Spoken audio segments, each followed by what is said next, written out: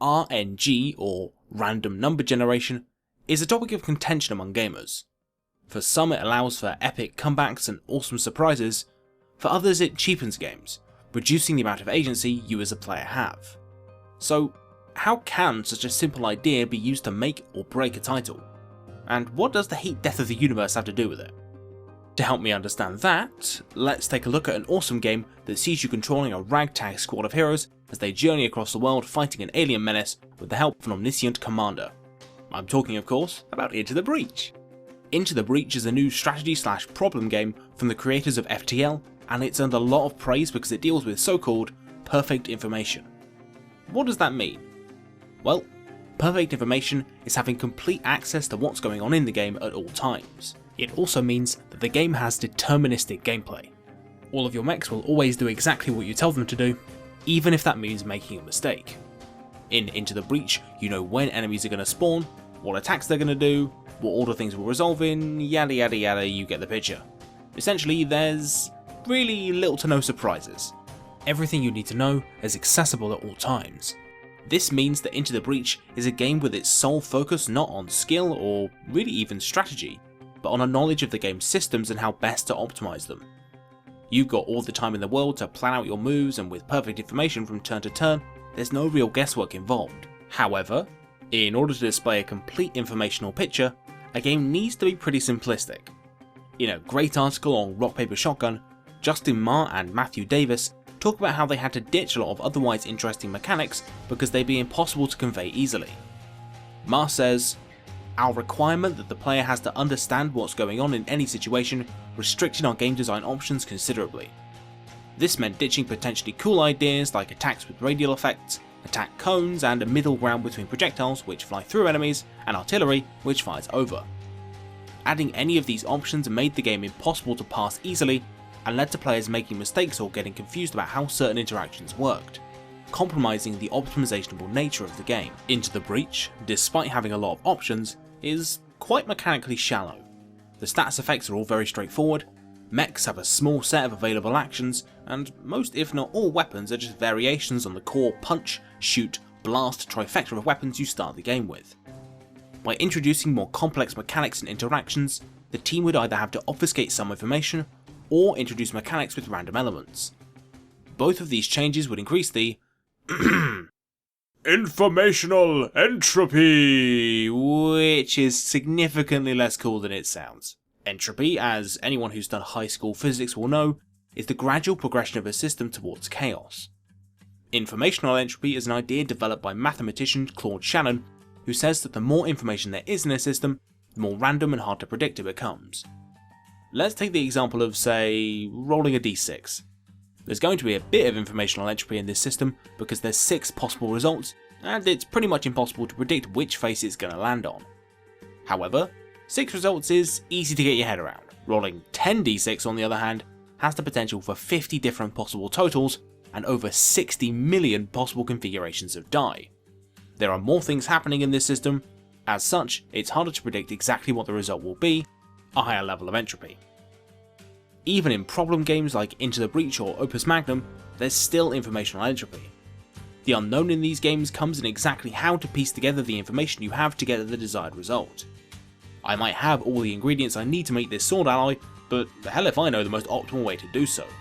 And thanks to the 3 different scores Opus Magnum gives, there's probably no single best answer. This of course begs the question, what is the source of entropy in Into the Breach, and does that mean it doesn't actually have perfect information? For all the talk of it being a fair game, Into the Breach actually has quite a lot of hard to predict or outright random mechanics. What items are available in shops, where and what kind of bugs are going to emerge from the ground, and what kind of moves the Vec are going to make on their next turn. It's impossible to predict or really control any of these things, and they all contribute to the informational entropy of Into the Breach. But why include these systems at all in a game that's trying to be as straightforward as possible? Well, the game kind of wouldn't work without them. For example, if all Vec moves and spawns were planned out beforehand and didn't react to changes in the game state, it would be impossible to represent visually and trivial to break their programming. The game needs to be able to react on the fly to your actions in order for the game to be playable. Same with stuff like the time pods. If they were a completely known quantity beforehand, you'd know what was in them, where they land, and so there'd be no fun in picking them up, no interesting tactical decisions, because it'll be so simple to optimise. The fact that it's partially random makes the mechanic interesting. All games have some degree of informational entropy. In Starcraft you're massing marines or morphing mutas, but the fog of war prevents you from building the exact counter to whatever your opponent is doing. Without it, a lot of the strategic depth would vanish. Of course, the biggest source of entropy in Starcraft, as in any competitive game, is the mystery of whatever's going on inside your opponent's head. Same with immersive sims. Sneaking around and messing with systemic mechanics wouldn't be any fun if you knew precisely how every single part in the puzzle box that is each level would interact. Games are made entertaining because there's stuff we don't know when experiencing them, whether that's the best strategy, the optimal path, or what's waiting for you around the corner. And if you want to get a bit philosophical about it, the only reason why anything is fun is because there's things we don't know. So, if all games have entropy or some degree of unknowability, how can we shape that chaos to create a unique experience? Well, we do that by controlling the variance in games. Variance is the scope of possible consequences for your actions, good, bad, or somewhere in between. Unlike informational entropy, which is all about how much unknowable material there is in a game, variance is concerned solely with chance.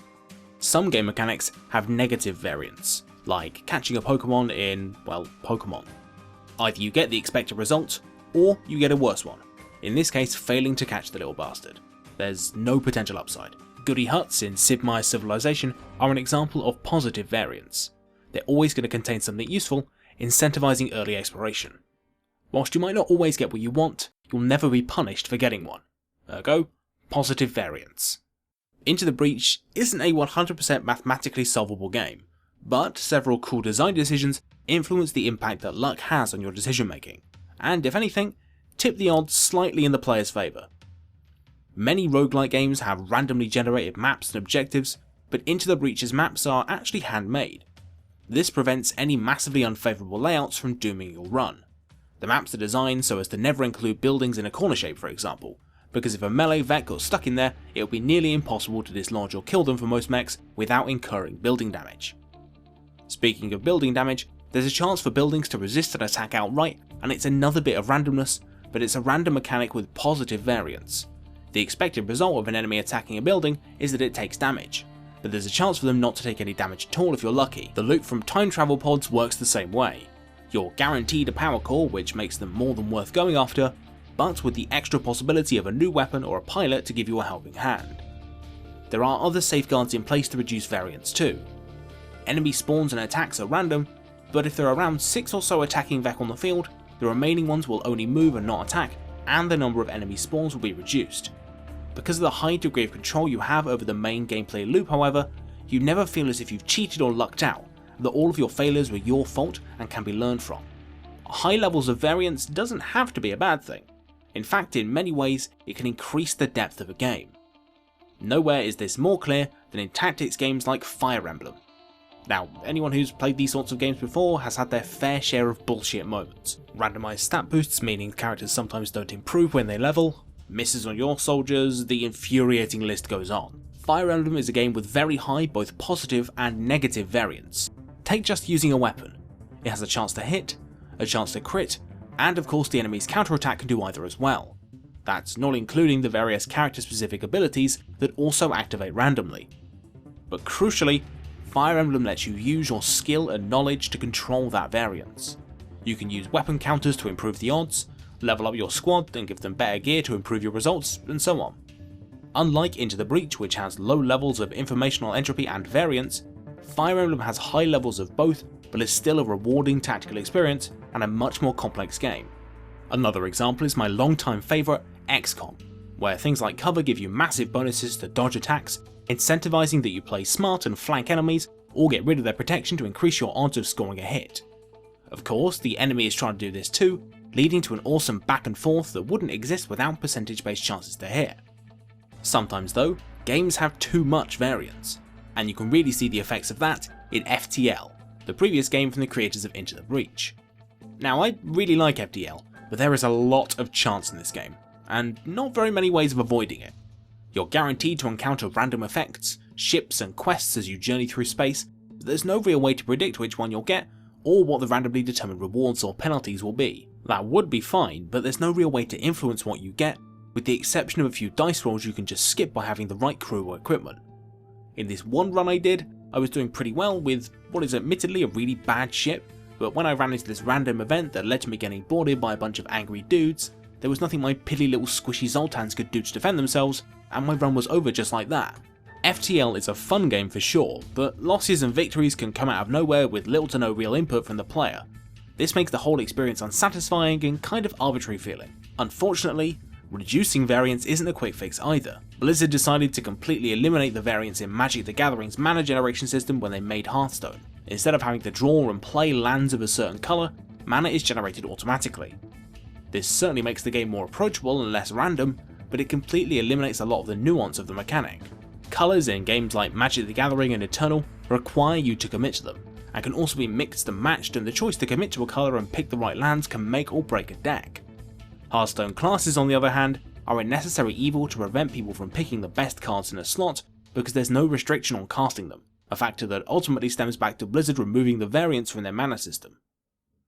Looking at all these examples, one thing is clear: unknowable information will always exist, but by letting players manipulate chance using their own skill and knowledge, variance becomes less of a downside. Into the Breach is not a game with zero chance, it is not a game with perfect information. What it is a game with an excellent handle on the subtleties of entropy and variance. By coming to terms with these factors and using them to its advantage, Into the Breach manages to feel completely fair, whilst also subtly helping the player out.